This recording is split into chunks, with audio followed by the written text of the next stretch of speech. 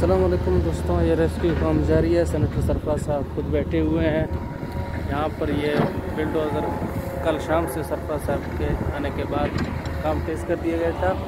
जो ड्राइवर की लाश मिली थी शेरली भाई की, तो मैं थोड़ा जूम करता हूँ, वो इस एरिए से मिला था।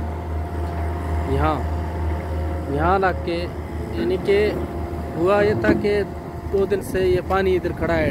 ये डैम नुमा यानी कि झील डैम नुमा एरिया है और इसका पानी निकासियाब ना होने के बराबर था। सेनेटर सरफराज साहब के आने के बाद यहाँ पर काम तेज़ कर दिया गया था और यानी कि इसकी पानी कम होने के बिना या ख़त्म होने के बिना मैयतों को मिला नामुमकिन था।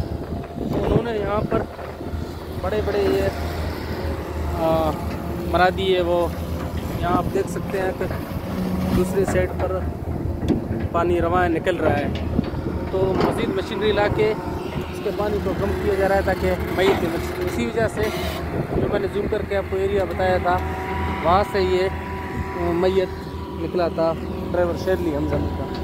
तो जो मैयत निकला था वो यानी कि पानी की चाल की वजह से, पानी पहले एक जगह खड़ा था तो इस वजह से वो नहीं मिल रहे थे मैयतें। पानी ने जब चाल मारना शुरू किया तो कहीं भी अंदर फंसा हुआ था पानी के अंदर मैयत ड्राइवर का, तो वो ऊपर आ गया और यहाँ आके ठहर गया। तो फिर यहाँ रेस्क्यू टीम ने निकाल लिया है, यानी कि इन्हीं रेस्क्यू टीम ने ये मैयत निकाला था। बस दुआ करें कि मेडिकल तलबा की भी मैयत जल्द से जल्द मिल जाए।